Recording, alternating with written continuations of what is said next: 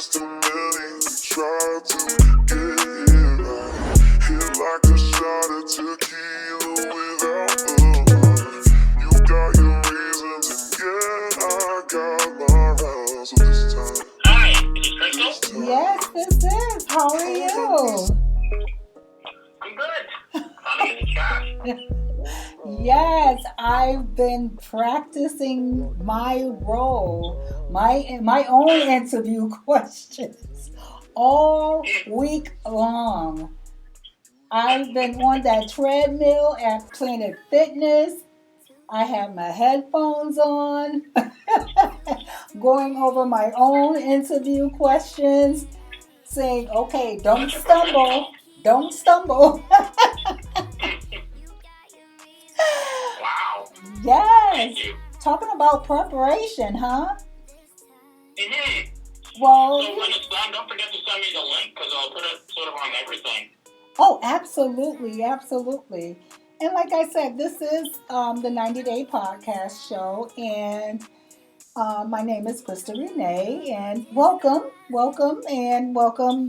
D.W. Richards, and you are Thank you. the author and writer of Alexandra Forever Project.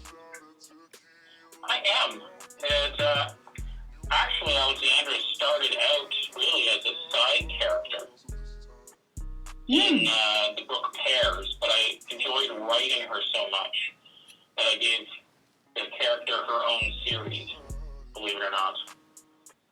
Wow. Now tell me, is Alexandra the type of person that set goals for herself, or does she react on impulse?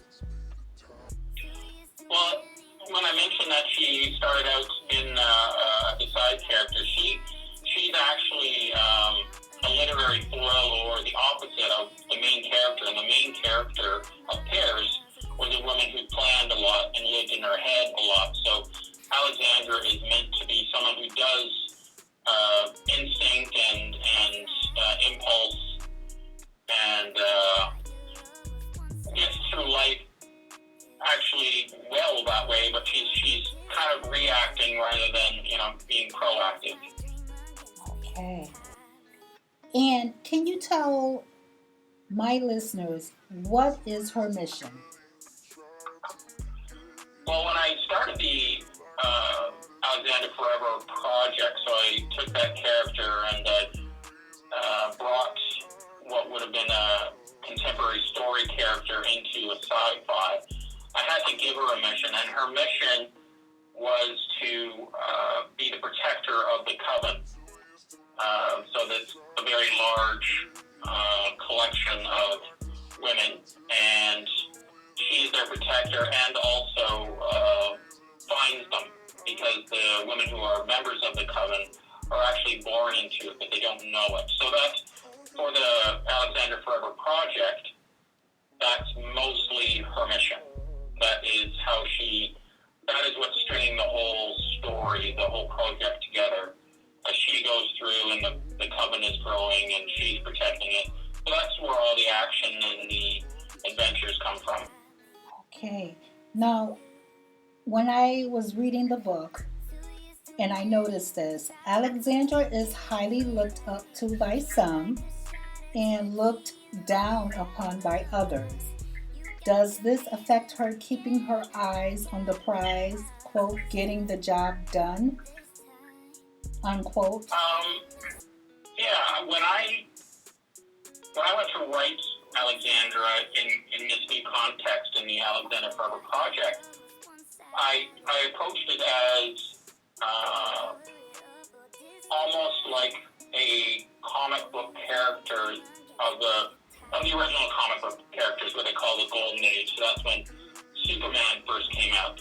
And what those characters were based on was like the pantheon gods. And I don't want to make this sound more than it actually is, but Alexandra is meant to be an unchanging character. So she's meant to be, the stories are people reacting around her in events. So you can imagine the old Greek god in a story. So that's her role. So she is absolutely unaffected by what other people think about her.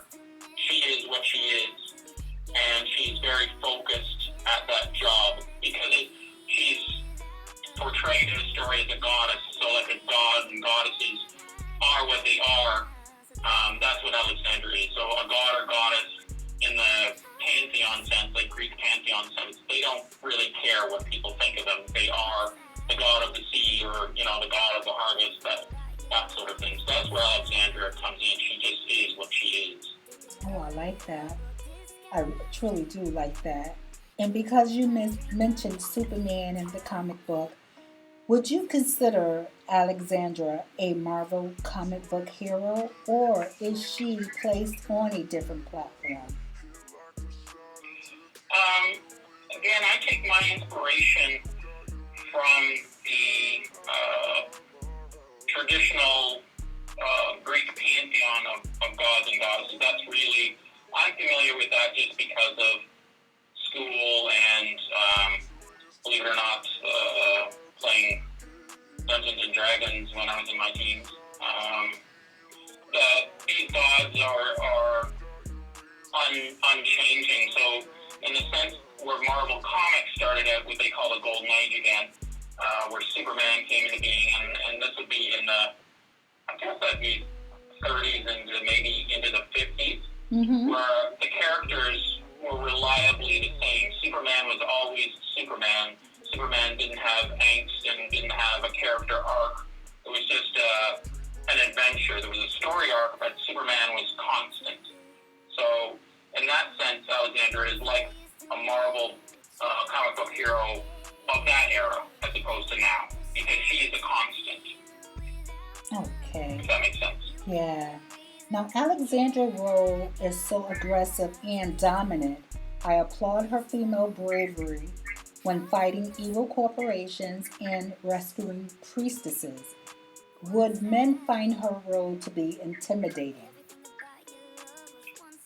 I don't believe so. If you sort of look at Alexandra in the whole character, she's very dominant in one area. She's the protector and all of that. But outside of that, she's very unsure about herself and comfortable with that. She's comfortable in asking for help in areas that she doesn't understand, like basic mathematics is sort of an ongoing, or anything sort of to do with intellect. She recognizes that she might not be the brightest person and has no issue admitting that, and has no issue looking for help. So she is dominant, but in a very narrow band. She knows what she's good at, and that's being a protector, but she also has a very clear sense of what she's not good at, which I think I respect, in her, that knowing what you're not good at and having no issue looking for help. So I don't think she's over-dominant or domineering. She's just very confident in her one area of strength. Okay. Now, D.W. Richards, the book is very entertaining, full of action, lots of moving parts. Would you consider this, quote, your baby, unquote, that you created and molded?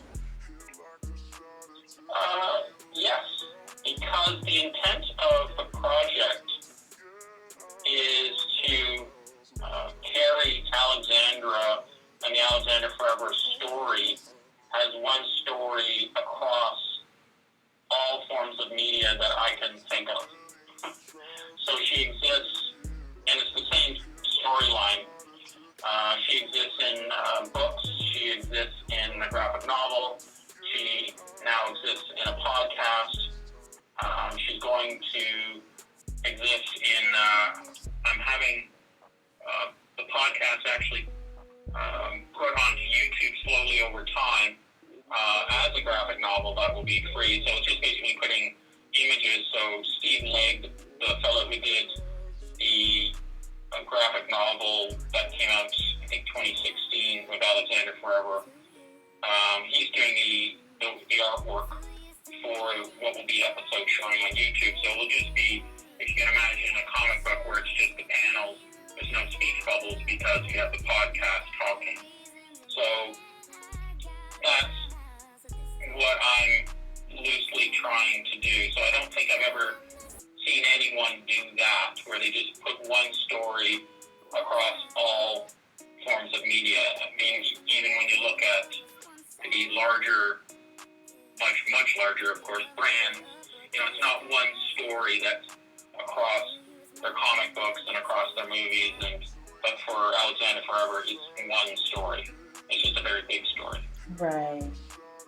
Now, David, you received your bachelor's degree in psychology from Carleton University? Did I say that right? Yeah, here in Ottawa. Okay, so I understand your role as a psychologist. You have to think outside the boxes. Creating and writing Alexandra Forever Project, was that hard for you to do? It was a found story. As I mentioned, I stumbled across the character really when I was writing Pairs, because Alexandra was not even in my head. I had a couple of characters that were almost shared the protagonist role, and they were both very intelligent, lived in their heads sort of people, and Alexandra was invented to be their foil. So creating her was an accident and very easy. It was very easy to write her. It was so easy to write her that I had to make a concerted effort to have her not take over the novel Pairs. Right. So when I went on to do the Alexandra Forever Project and I wanted to make this very big story, that's been a large undertaking, because the novel itself, Pairs, was written 10 years ago, and the graphic novel came out in 2016, and the scripts that are now being turned into the podcast, I've been writing those for since 2018, maybe even a little earlier. So it's been a long project. Okay. So yeah, I would say it's hard in the sense that I need to stay focused, but not hard in that I'm not enjoying it. Like, it's a pleasurable task, but it is a task. Yeah, I would imagine. And a lot of things that you said, I enjoyed. But one of the things that really stood out that you said about her character is that I could relate to.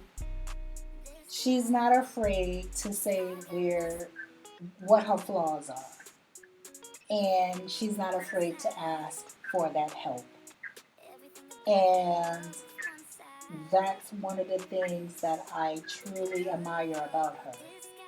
She is truly a character indeed that a lot of people can relate to, and I like that aggressiveness and dominant part of her, and I like the part, and I like the side where she can say, "Hey, look, I have to be tough, but I do know how to ask for help at the same time." It's a part that's very intentional on my part, and so is having her part of a team, where she written into the book, she's either indirectly calling upon the other priestesses, or the priestesses know their role in assisting her. So it's not an isolated single hero in the classic comic book sense. It's not a Wonder Woman going out in the world sort of thing. It's Alexandra is the face of the coven, and she's the protector of the coven, but she's part of a team. And in some ways, I have her as the leader, but that's sort of a yes and no thing. She's the de facto leader because she's the oldest and most powerful, but she's assisted a lot. So Right.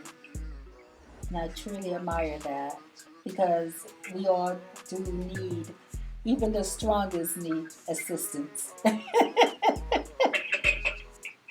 I agree, and I think it comes off as I don't know. It separates the character from the audience if the characters just got their total life together and they're perfect at everything all the time. Exactly. So, if we allow Alexandra can be really good at this one thing, but she kind of mucks up in other areas,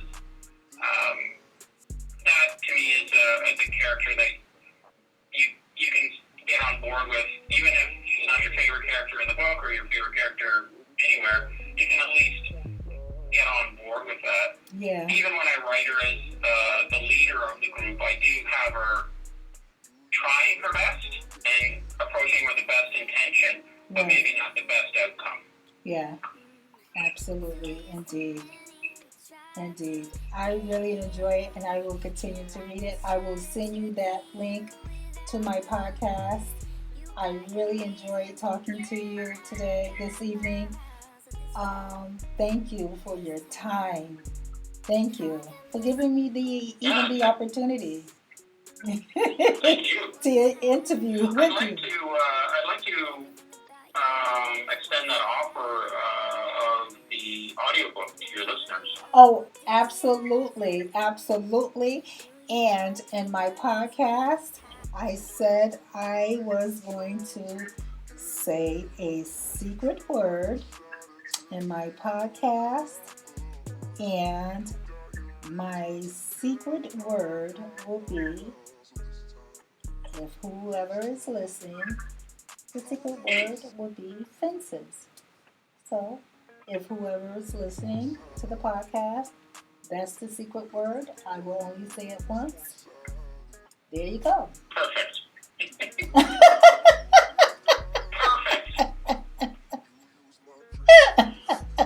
I had to look at my backyard to say, what can I say? What can I use? And I didn't want anything just, so I wanted something kind of like hard, but not too hard. There you go. That's perfect. So, and I felt like today was like one of those red carpet days for myself. All because I was meeting with D.W. Richards. Oh, wow.